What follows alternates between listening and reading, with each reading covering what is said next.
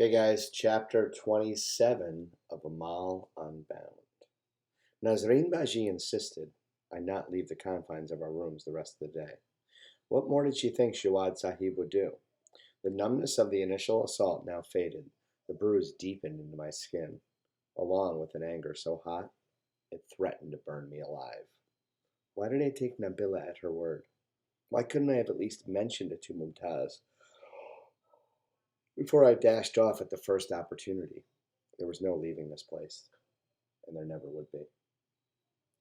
You weren't really running away, were you? Nazreen Baji asked that evening. No, Baji. There are only so many times my son would let things pass. You must remember. You cannot forget your place. Forget my place? Every day I woke up without the scent of my mother's breakfast wafting through the air. Every day I woke to deafening silence instead of my sister's laughter and shrieks. Every day I remembered everything I lost. I realize now that as kind as Nazreen Baji could be to me, she could never understand my position. I'm sorry, I said. It will never happen again. Let me take a look at you. She motioned me toward her. It will take a few days, but it will fade. I spoke with Shuad. He agrees you've been punished enough.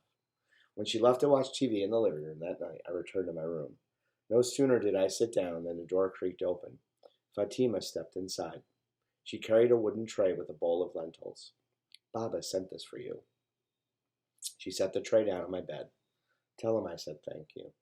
I saw a scrap of paper balled up in her fist. What's that? She handed the paper over shyly. I unfolded it.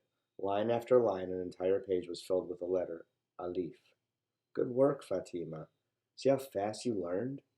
I pulled out a pencil from my satchel and turned the paper over. I drew the next letter. It's curved like a cooking pot with a floating dot. You call it Be. Be, she repeated. I handed her the pencil to try it herself.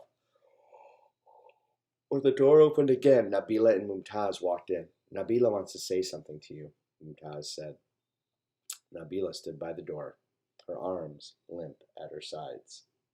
I'm sorry. Nabila glanced at Mumtaz and then back at me. It is done now, I said. It's just that everything was fine until you came here, her lower lip quivering. I served Baji loyally for years.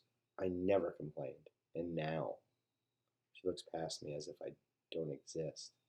And the same will happen to me too one day, won't it? I snapped. I can't control it any more than you could.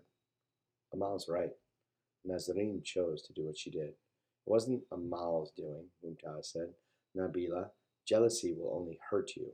And Amal, holding on to anger, it's useless. You both could be here forever.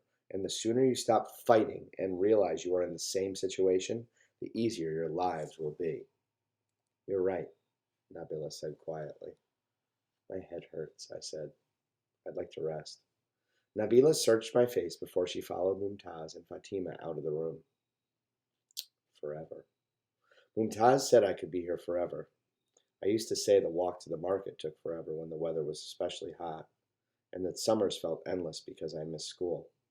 Only now that I was trapped did I understand the heaviness of forever.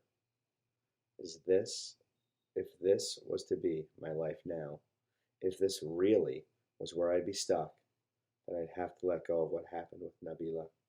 This was what my mother would tell me to do.